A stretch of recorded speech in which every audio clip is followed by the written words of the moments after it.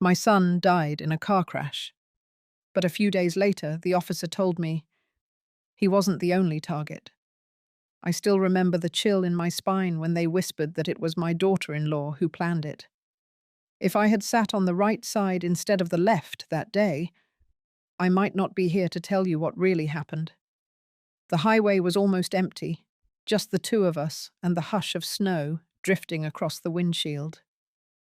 My son Mason was driving like he always did, one hand on the wheel, the other occasionally flicking the heater dial. It was late, close to midnight, and we were heading home from the quarterly shareholders' meeting of the construction company his father had once built from the ground up. I remember leaning back in my seat, tired but content in that quiet way mothers sometimes feel when their grown child is doing well. Mason had been patient all day, guiding me through the financial slides, whispering things under his breath to make me smile when the room got too stiff. He glanced at me briefly, the corner of his mouth pulling up. "Angela's been pushing me to fast-track the ownership transfer," he said. "Wants me to have it all locked down before the holidays." I nodded, not really thinking twice. She was always efficient like that. The snow began to fall harder. Mason slowed the car a little, turned the wipers up. I noticed he gripped the wheel tighter than usual. "She's also asking about the account," he said. "The retirement one. The one you signed over to me years ago. She wants access to it." That made me look at him. I asked what he told her. I told her no, he said simply. "That's between me and you." We sat in silence for a bit. I could feel something in his voice that didn't quite sit right with me. The road curved ahead, and that's when I saw it. Bright headlights coming fast from the other direction. Mason's eyes darted to the rear-view mirror. The car behind us was speeding up too. Everything after that happened all at once. A flash of light. A jolt so hard my teeth clacked. The sound of metal screaming. Then cold. My face against glass. My ears ringing. When I opened my eyes again, I wasn't in the car anymore. I was in a hospital bed, tubes in my arm, and a nurse speaking softly near the door. My body felt like it had been dragged through concrete. But all I could ask, over and over in my head, was where Mason was. A man in a uniform walked in and gently closed the door. He sat beside me like he had done it before. He didn't say much at first, just placed a plastic bag with my son's wristwatch inside on the table and looked down at his hands. "Mrs. Langford," he said. "I'm so sorry." My son was gone. That moment, I don't know how to explain it. It was like my mind and my heart split in two, one half trying to scream, the other frozen solid. If you've ever lost a child, you'll understand. And if you haven't, I hope you never do. But as I would learn later, that crash wasn't just an accident. And Mason, he hadn't been driving alone in more ways than one. Stay with me. The truth doesn't come all at once. It comes in pieces. And sometimes, the pieces cut deeper than the fall. 3 days after the funeral, the house was too quiet. Mason's jacket still hung by the door, his coffee mug untouched on the kitchen counter. The silence had weight. I kept moving, refolding linens that didn't need folding, reheating tea I never drank. Grief does that. It confuses your sense of time, makes you busy in the wrong ways. Angela arrived mid-morning. No knock, just the sound of the door opening and her heels clicking against the hardwood. She walked in like she owned the place, head high, hair too perfect for a woman supposedly in mourning. She didn't look at the framed photo of Mason on the mantel, didn't even pause. Instead, she dropped a thick manila envelope on the kitchen island and slid it toward me like she was handing off a grocery list. Her nails were freshly done, pale pink, pale, neat, sharp. Her voice was smooth but flat. "This is the paperwork for the estate transition," she said. "The board already reviewed it. You just need to sign so we can move forward." I didn't touch the envelope. She added that she and Mason had been planning this for months, that the company needed fresh leadership, that everything would stay in the family. But I wasn't born yesterday. Angela had always been poised, polished. She could handle 3 conversations at once and never miss a beat. But this was different. There was a flicker behind her eyes, something too controlled, too clean.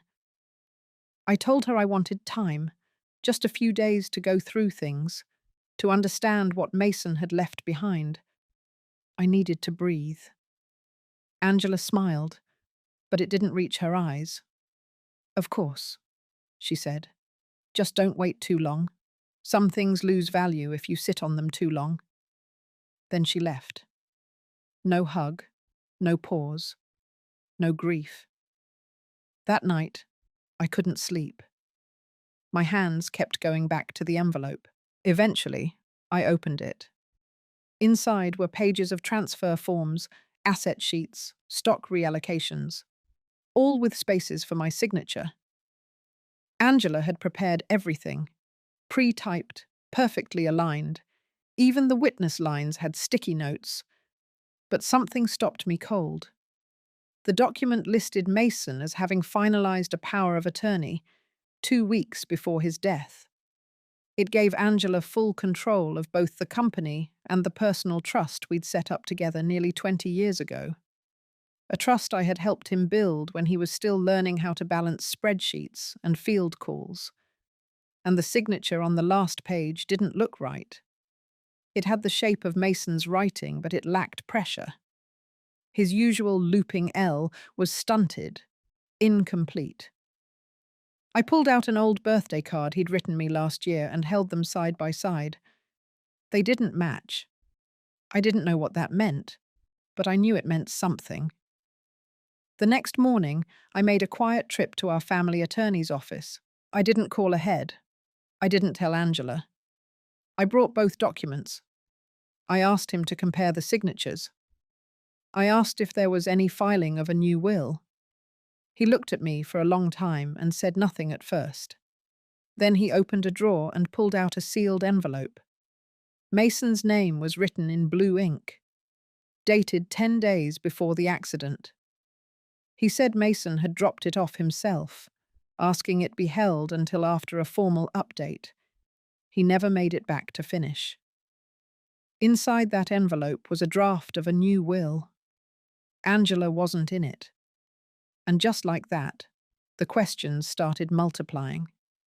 Not just about money, about timing, about pressure, about what Mason had seen or suspected in those final weeks, and about what Angela might have been willing to do to make sure none of it saw the light of day. It was a Tuesday when the officer called me. His name was Detective Kraus. Calm voice, short sentences. He asked if I was willing to come in to review something related to Mason's crash. I asked if it was urgent. He said it would be best not to wait too long. At the station, the air was cool and still. I could hear a printer working somewhere in the background and the low hum of fluorescent lights overhead. Kraus led me to a small interview room. Nothing dramatic. A table, 2 chairs, a metal cabinet. He didn't sit, just opened a thin folder and placed it in front of me. Inside were stills, security camera footage, dated the night of the accident. One frame showed Mason at a gas station, standing near the car, alone, looking down at his phone.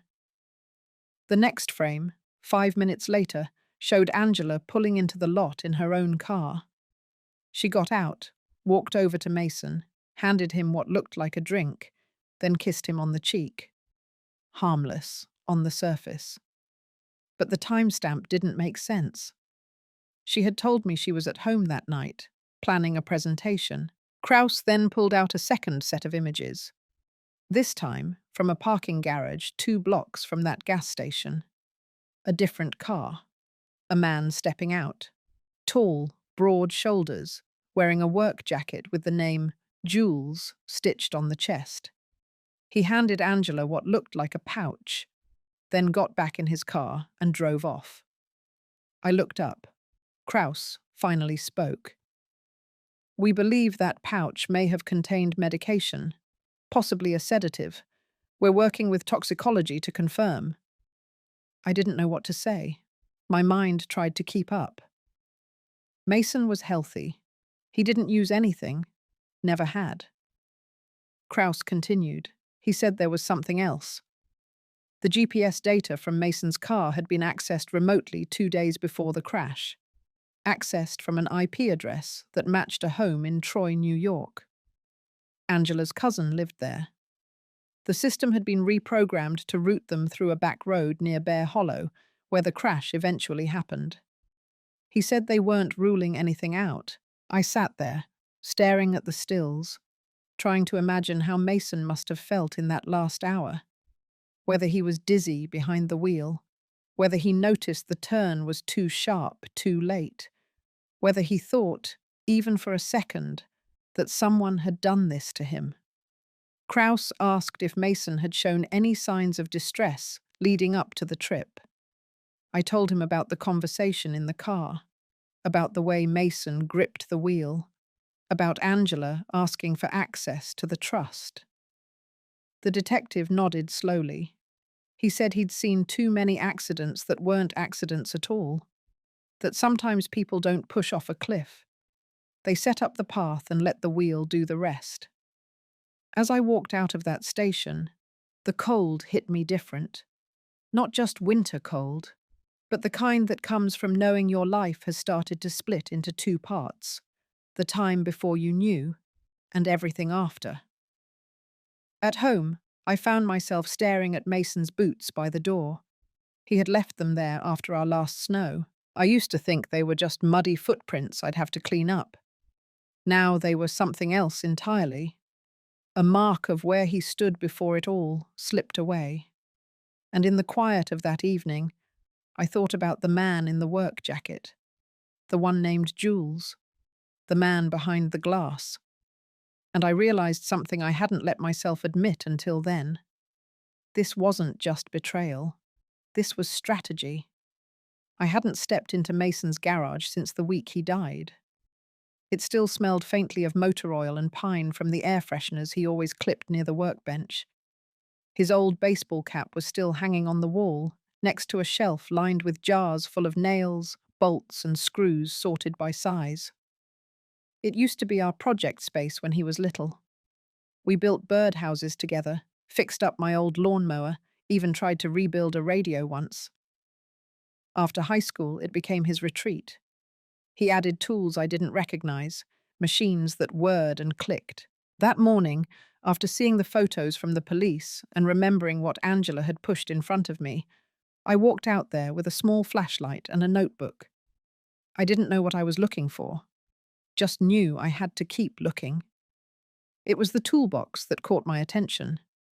Not the metal one on the table, but the old wooden one Mason had once sanded and stained by hand.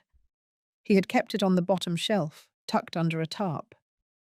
I dragged it out and opened it slowly. The top tray had the usual stuff: wrenches, wire cutters, a handful of screws.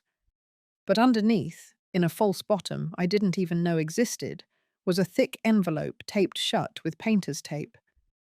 I peeled it open. Inside were printed emails, not from Mason, from Angela. Copies of exchanges between her and someone named Jules H. The headers dated back nearly 6 months. At first, I didn't understand what I was reading. Mentions of asset movement, timelines, legal routing, words like delay signature and trust override. Then I hit the one line that made my stomach turn. Once the transfer clears, we're free. The old man will never see it coming. I felt the heat rise in my chest. I sat back against the bench, holding that page in my hand. The paper shook. Whether from my fingers or the weight of the betrayal, I couldn't tell. There was more. One sheet looked like a scanned check. $50,000 paid from one of Mason's business accounts, addressed to a repair shop I didn't recognize. The signature on it was Mason's name, but again, something felt off. At the bottom of the stack was a single photo. Angela and Jules, sitting across from each other in a diner, not intimate, but too close, smiling. I closed the box and stood there for a moment. I wasn't crying. The tears had dried somewhere between the hospital and the attorney's office, but my hands were cold. Back inside the house, I copied the documents, sealed the originals, and placed them in my own safe. Then I called Kraus. I told him I found something and that I wasn't sending it over email. We met in a parking lot near the library, neutral ground. I gave him the envelope.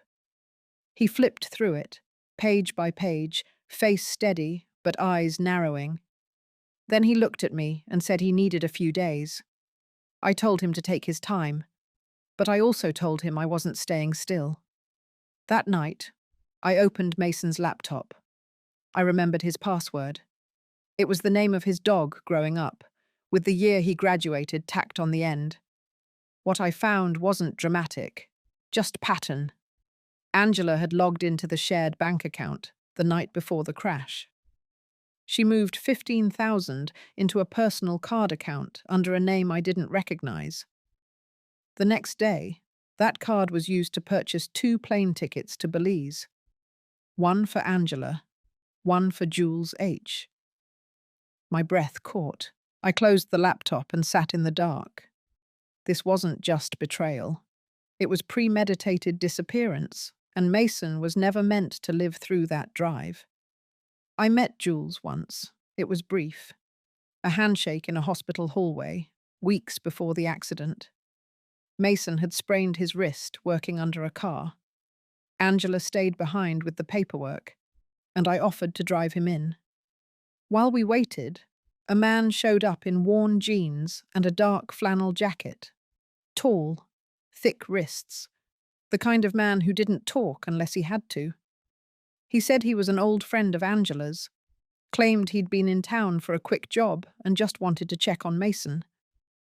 I remember thinking it was odd. Mason barely looked at him, gave him a nod, then went back to scrolling his phone.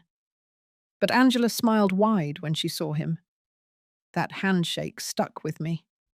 And now, days after uncovering the envelope in the garage, his name came up again. Not in passing. In every trail I followed, it was all starting to fit together like puzzle pieces that had been flipped face up too late. Detective Kraus called the next afternoon, said they were moving fast now.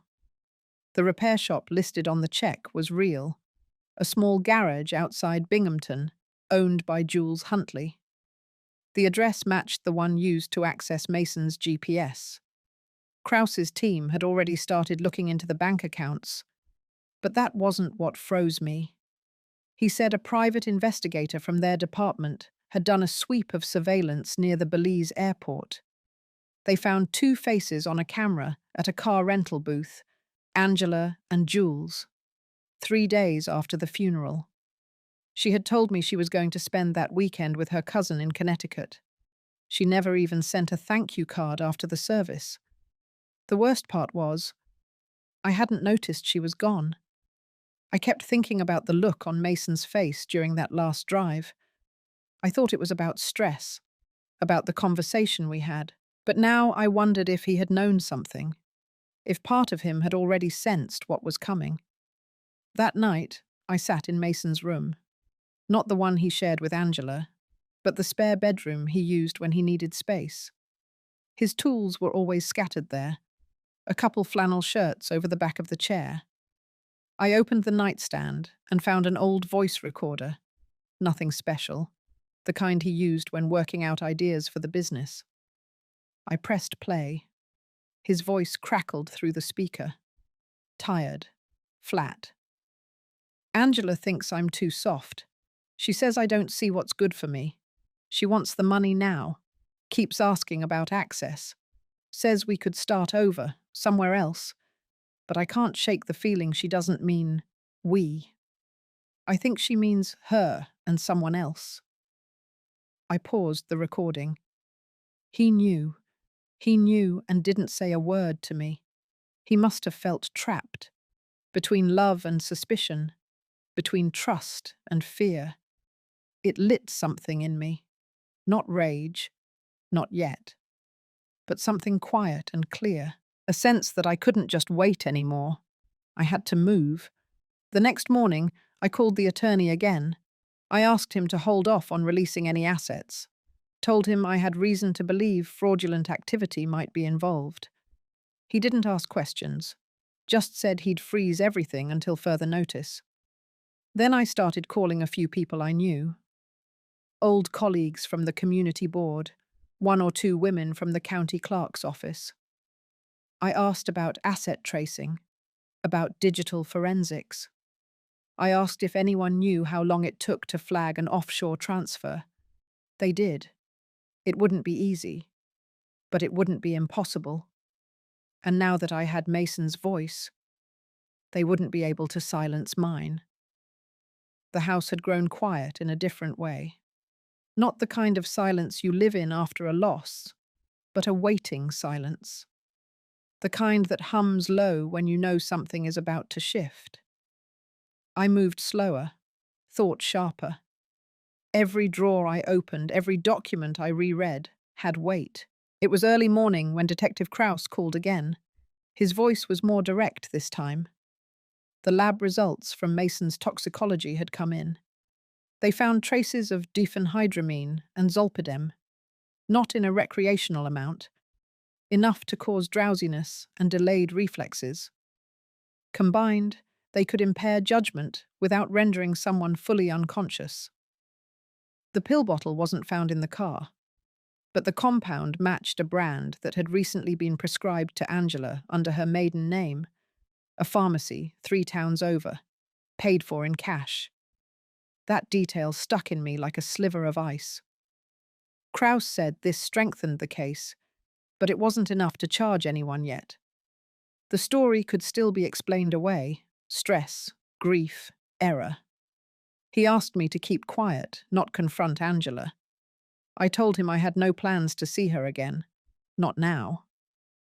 What I didn't say was that I had already written a letter to Mason's old accountant. I told him I suspected discrepancies in the company's insurance and distributions, and that I believed Mason had signed a second document the week before the crash, a revision to the trust. I knew Angela wouldn't have destroyed it. Not right away. If she forged anything, she'd keep the original somewhere safe, in case she needed to prove her version of the story. That night, I went to her house. I didn't knock. She wasn't there. I still had the emergency key Mason had left in the flower pot years ago. She never changed the locks. I moved carefully, straight to the upstairs study. She had converted the old guest room into a workspace. Sleek, black furniture. Desk organized with sterile precision. I opened every drawer, looked through every file. Then I saw it. A manila envelope labeled Legal, 2023.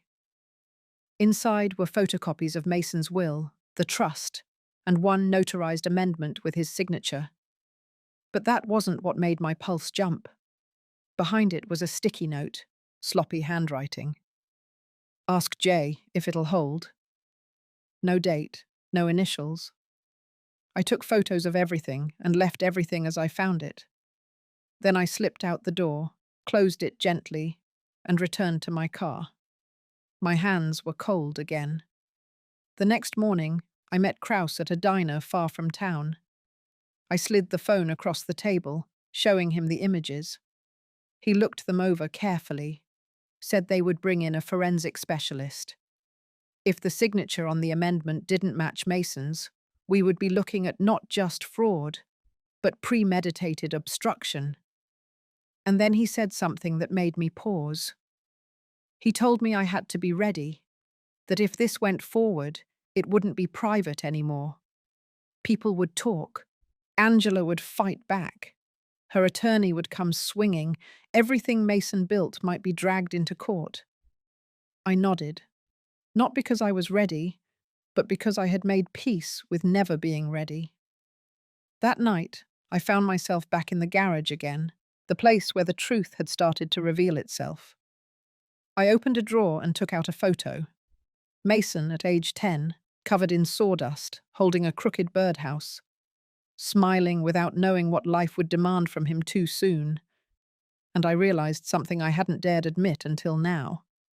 Justice doesn't arrive loud.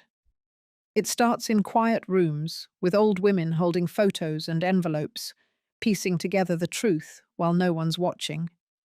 It starts with a whisper. And I was done whispering.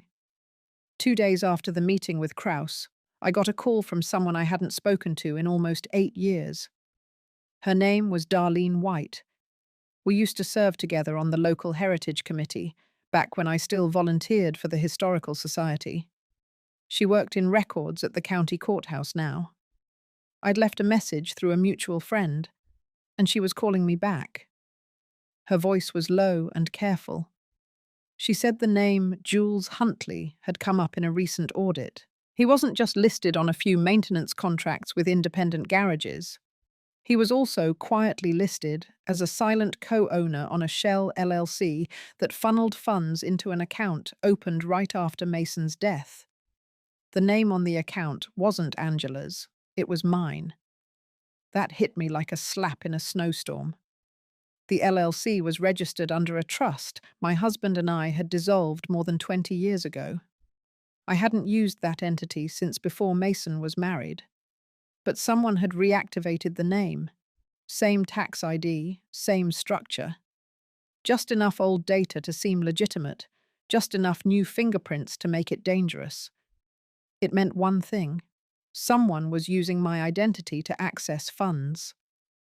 Darlene said she flagged it for internal review, but if I wanted it to disappear, I had to act fast. Once the paperwork reached the state level, it would trigger a federal look, and any fraud tied to my name could get complicated. She offered no advice, just facts. That was her way, always had been. I thanked her, hung up, and sat in silence. The betrayal wasn't abstract anymore. It had my name on it, my blood, my past. That night, I went to the garage again, not to search, but to think, to sit in the place Mason had loved most. I ran my hand over the worn leather of his office chair, stared at the notes pinned on his wall, still curling at the edges. There was a single yellowed blueprint pinned under a rusted tack, an expansion layout for the business he never got to build. I cried for the first time in days, not loud, just enough to let the pressure go, just enough to remember that I was still a mother, not just a witness. The next morning, I called Kraus and told him everything. About the LLC, about the identity theft, about the photo I had taken from Angela's office. He listened, then told me they'd already begun a deeper investigation into Jules. It turns out Jules had used multiple aliases in other states. Nothing stuck legally, but it painted a picture. A man who knew how to erase footprints, how to blend, how to manipulate. Kraus told me one more thing. The fire that destroyed the car after the crash, Angela had told first responders that I'd been smoking in the car, that I might have dropped the lighter. But fire investigators found an ignition residue trail near the undercarriage. Accelerant-soaked cloth, placed with intent. That detail had been buried in the early report. She had blamed me, to cover her own tracks. I hung up and poured myself a glass of water. My hands didn't shake this time. Later that afternoon, I drove out to the lake, the one Mason used to take me to when he was small. He always said it was the only place that felt quiet without being empty. I sat on the bench near the dock and let the wind sting my face. Then I made a list. I wrote every name, every address, every connection.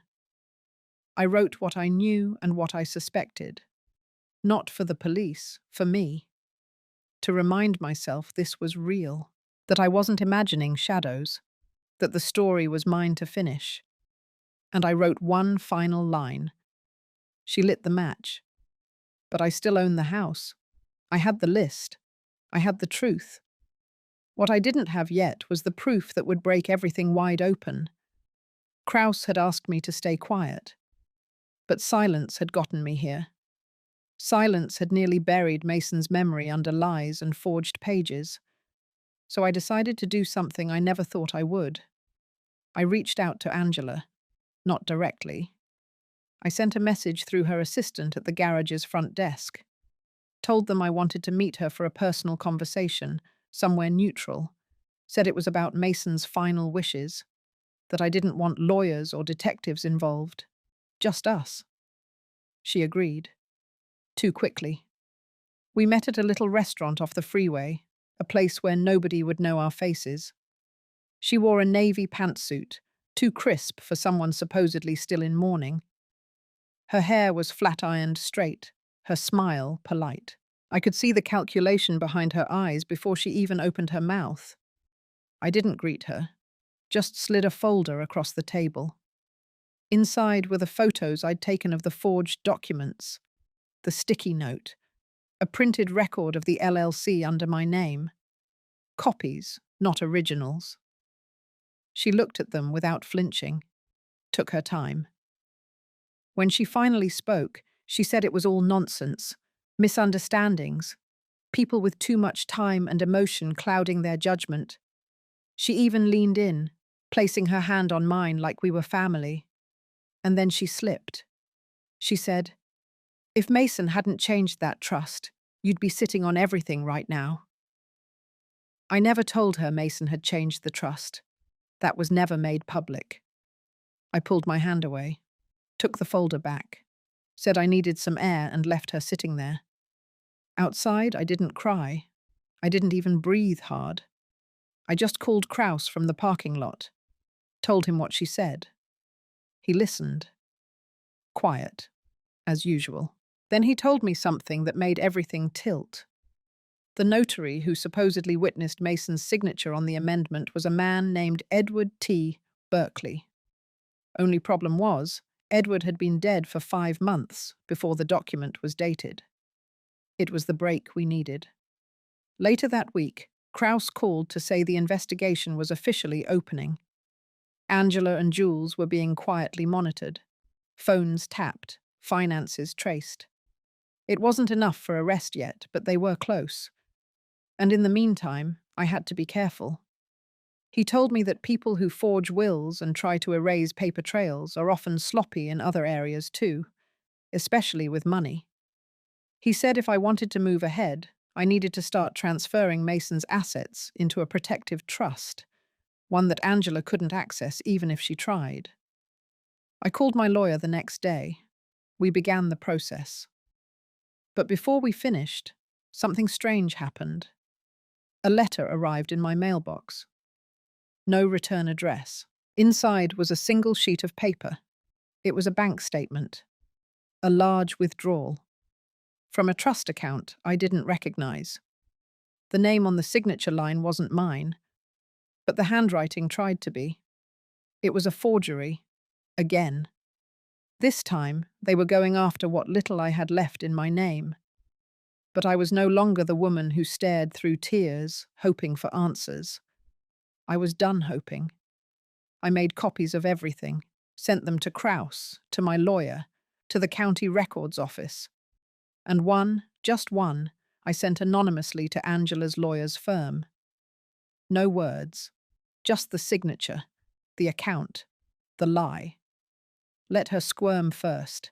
The game she started was about to turn. And this time the fire wouldn't be the kind that burned wood. The morning of the mediation, I wore the same black dress I had worn to Mason's memorial.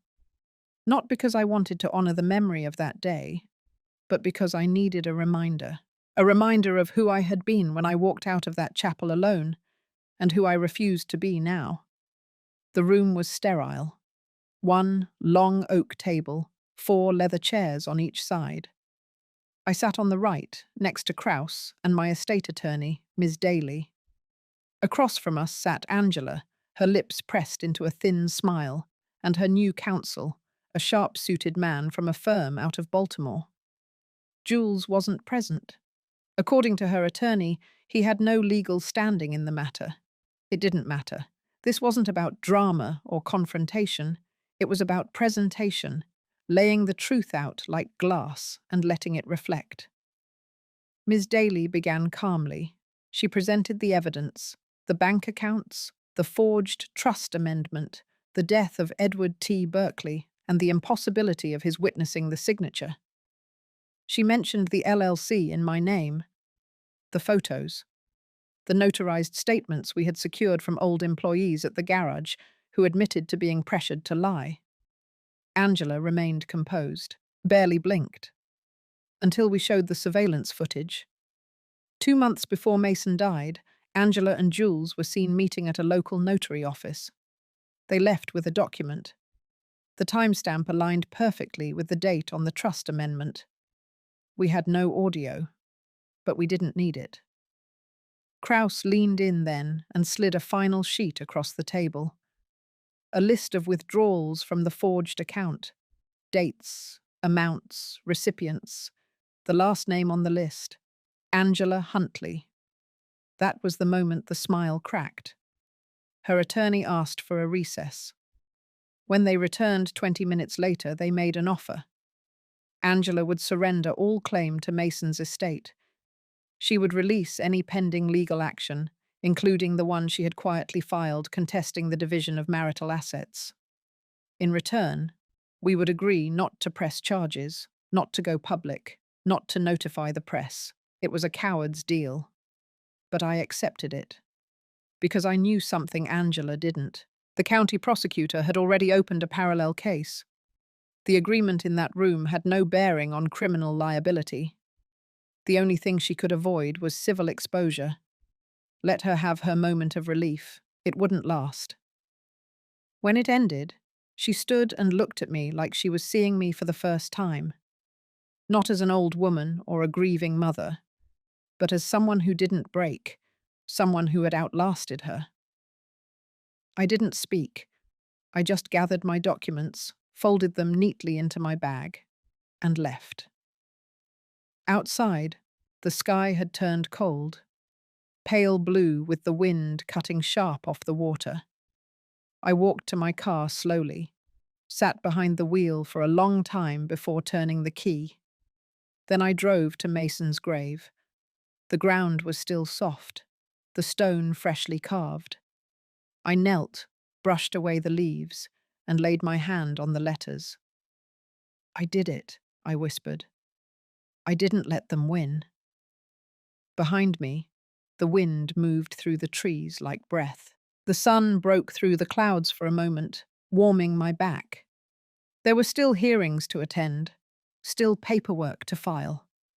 But for the first time since the crash, I felt something shift inside me. Not victory, closure, the kind that doesn't shout, the kind that just releases. I stood, dusted off my coat, and walked back to the car. This time, I didn't look back. It was nearly 2 weeks after the mediation when the envelope arrived. Hand-delivered, not by post. Thick, cream-coloured, with no return address. For a brief second, I thought it might be from Angela, some pathetic attempt at apology or manipulation. But when I opened it, the handwriting stopped me cold. It was Mason's. He had written the letter 3 weeks before the crash. The date on the top corner sent a chill straight through me. His attorney had held on to it, honouring his instruction to deliver it only if the estate was ever legally contested. I sat on the porch, hands trembling slightly, and read every word. He knew something, or maybe he just suspected. But the letter wasn't about fear. It was about faith. He wrote about me, about growing up watching me work 2 jobs, never missing a beat. about how I made everything stretch, even when we had nothing but boxed rice and frozen peas.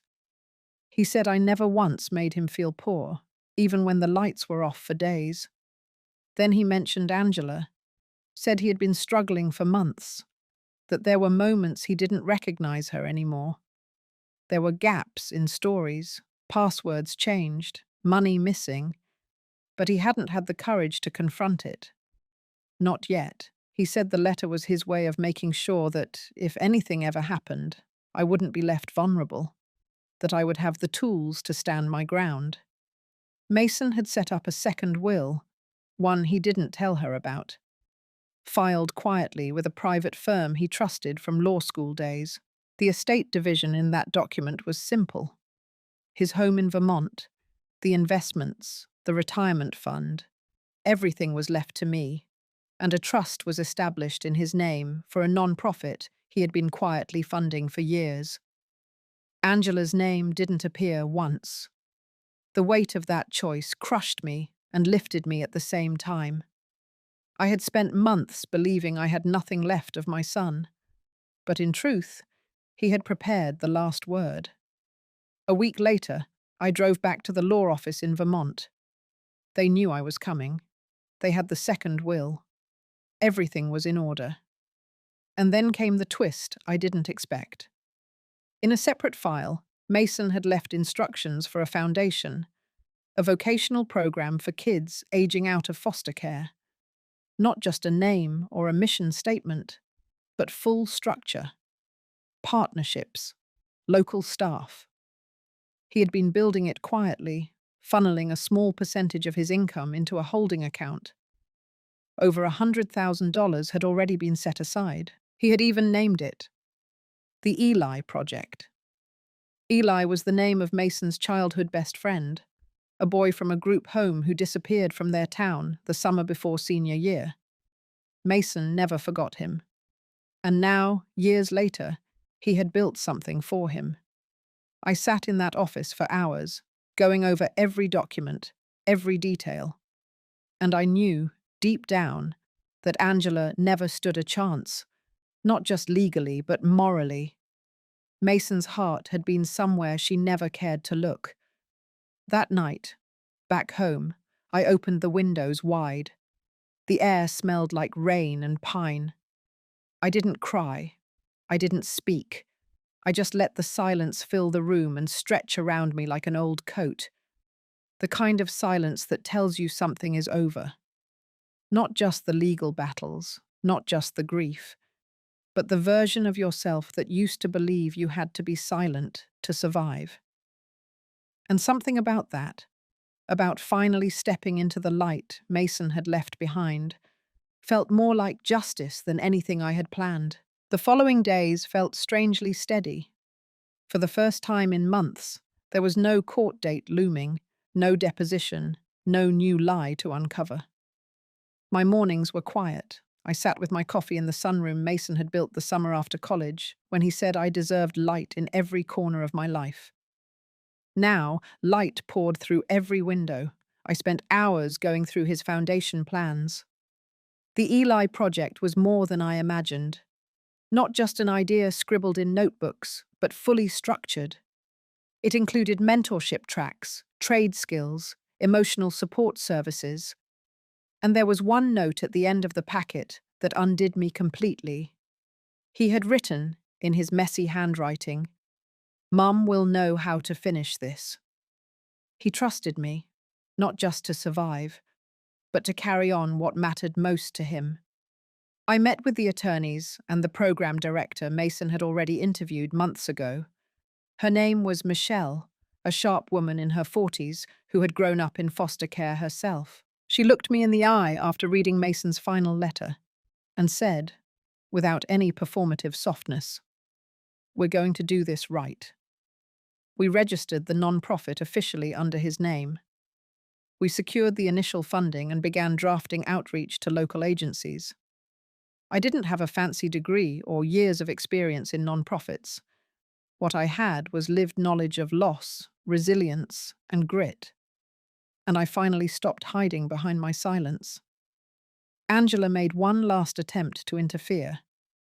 Her new boyfriend, the man who ran the garage, filed a defamation suit after one of the insurance investigators went public with the tampering evidence. But the case barely made it past the first hearing. Their credibility was so thin, the judge refused to move forward. I didn't show up for that one. I didn't need to. They had already lost something more important than money or property. They had lost the ability to pretend. That fall, I stood on a modest stage in a community centre outside of Albany. Behind me, a banner read, Eli Project Kickoff. My hands trembled slightly as I held the microphone.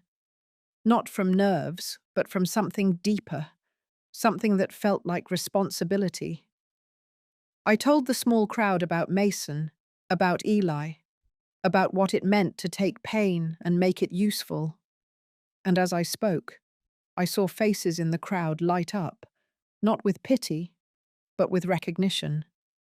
People knew what it felt like to be thrown away, and more than that, they knew what it meant to keep going anyway. When I stepped down, Michelle met me at the side of the stage. She didn't say anything at first, just reached into her bag and handed me an envelope. Inside was a small gold pin, an old emblem from her foster home. She said she kept it as a reminder. Now she wanted me to have it. I pressed it into my palm and nodded. That night, I sat again in the sunroom, light fading to blue outside. The house was still, but not empty. Somewhere in the quiet, I felt Mason, not as a memory, not as grief, but as momentum. I never moved out of that house. Not because I was holding on to grief, but because every wall, every step on those old stairs reminded me that healing didn't always require escape. Sometimes it required staying, sitting still, letting time show you what remains after everything else has fallen away. I kept Mason's room exactly as it was the day he left for that drive, his sneakers by the door, a flannel shirt draped across the desk chair, not as a shrine, but as a choice. I didn't want to pack him away to make others comfortable. His presence still lived here, and I let it. The non-profit grew slowly but surely. Michelle became more than just a director. She became a friend. We spent afternoons planning, strategizing, visiting shelters and schools, sharing long silences when words felt too small. One afternoon, I walked past the garage near downtown, where Angela's boyfriend used to work. The place had been boarded up, a foreclosure notice curled under rusted bolts. The silence around it wasn't satisfying or sweet, just empty. I didn't celebrate their downfall. There was nothing noble in their failure. But I took it as confirmation that lies, no matter how smooth, can't build anything that stands. That Christmas, a girl named Raina, just 16, stood on our small center's stage and shared her story. She'd been living in her car. She'd nearly dropped out of school. But after joining our trades program, she landed an apprenticeship in a body shop. She smiled, and I saw something in her face I hadn't seen in a long time. A quiet confidence, a sense of mattering.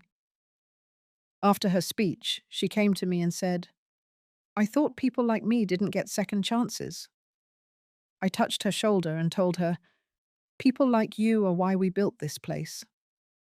When I got home that night, I opened the drawer by my bed and pulled out Mason's final letter again. I didn't cry this time. I just read it aloud, slowly, and thanked him. Not just for being my son, but for giving me something to keep building long after the wreckage. I don't know what comes next. None of us ever do. But I do know this. You can lose everything and still be full of something worth giving. You can be broken open and still carry light. And sometimes, even when everything inside you says stop, you find the strength to begin again. If this story touched something in you, maybe reminded you of your own quiet strength or someone you lost, take a breath with me right now. You're not alone. And if you're still standing after all you've been through, that's not weakness, that's grace. If you feel like sharing your story or just saying hello, I'll be reading every comment below. Thank you for listening. Stay gentle with your heart.